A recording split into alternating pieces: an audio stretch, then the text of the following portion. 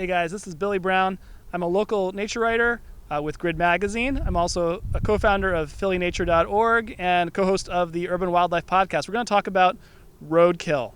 When we think about what makes a city, we usually think about buildings. You think about sidewalks, but mainly you think about dense buildings. But from an animal's perspective, what might even be more important are the roads. 30 feet or more of blacktop, especially of the perspective of an animal that can't fly, it might as well be a wall, but it's kind of like a wall plus a death trap. Obviously, cars drive on roads, right?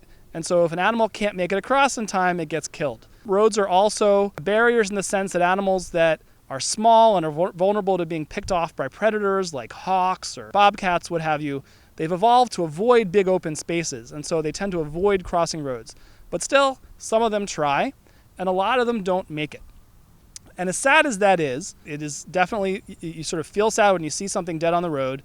It is also a learning opportunity. My background is as a herper. That's somebody who goes out looking for reptiles and amphibians. And one of the ways you do that is, classically you drive around in the country at night and you see what's going to cross the road, and then you run out and grab it, take some pictures, let it go, right? But in the process, you get used to looking for things that are dead on the road because it tells you about what lives around there. I like to tell a story. One time I was with a friend in Northwest Philadelphia in a green space.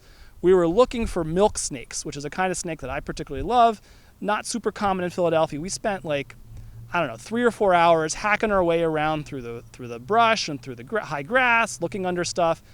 We found nothing. We get back to the car. My friend looks down on the pavement and sees a milk snake that must have been there for weeks. It had been run over a whole bunch of times, what we call road jerky. And we pulled it up. It was sad. Obviously, it was a dead animal that we've been hoping to see live, but it was proof that they were there. And so it was important information we learned from that dead milk snake. Now, you can do this all over the city. Of course, we got roads everywhere. And so you can see all sorts of animals dead on the road. Obviously, you might see squirrels most often if you're in Center City. Other places you might see a lot of rats. You tend to see a lot of possums and raccoons. Again, in places that you might not see them walking around alive. One of the hard parts about observing a lot of mammals in the city is that they're nocturnal. They avoid us on purpose, and they're out when we're not out. But once one gets run over on the street, you know that they're living around there somewhere, right? So you can see, again, raccoons, possums, skunks. I've seen at least one coyote dead on the road. I've seen a dead beaver on the road, different kinds of dead snakes and frogs and turtles and toads and everything. And as sad as they are, they tell you about what's living around there. So next time you see some roadkill, it's not a bad idea to stop, take a picture, upload that observation to iNaturalist. It's another data point that researchers and conservation agencies might find useful in the future. I like to put a little note here about cats. I see plenty of dead cats on the road. Along with all the wildlife impact of outdoor cats, this is a really good reason to keep a cat inside. It's really just not a way you want to see a cat end its life, right? One great way to look for this, when you're walking around, you might not be able to see past the cars very well. When you're driving, you might be going too fast. I find that I see a lot of roadkill when I ride my bike around the city, whether that's intentionally, like when I'm riding around in our green spaces looking at wildlife, or if I'm just riding my bike to work or riding to the store for groceries or something like that. These are times that you're sort of looking at the pavement anyways. Of course, be really careful. You don't want to become roadkill yourself, but take some time when you're riding around and maybe go out on special expeditions to see how many different kinds of animals you can find dead on the road. Right here we've got a dead possum. This is a smallish possum, but you can tell because of the fat tail, it's not a rat. You can sort of end up practicing your IDing abilities by looking at stuff that's dead on the road. You might see a rodent. The tail looks a little bit naked, but it's got a little bit of white fur, or its fur sort of on the tail still. It's a squirrel, right?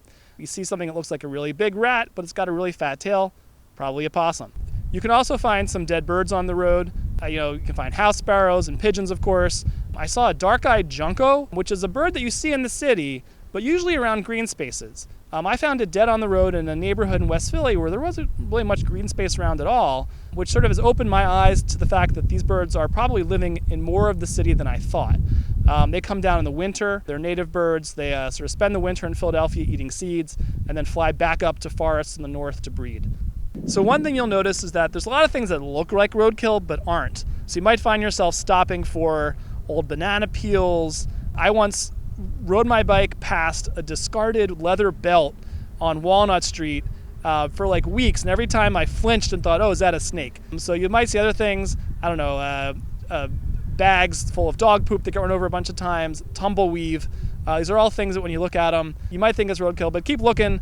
You'll get better at it and be able to pick out what is the actual dead animal.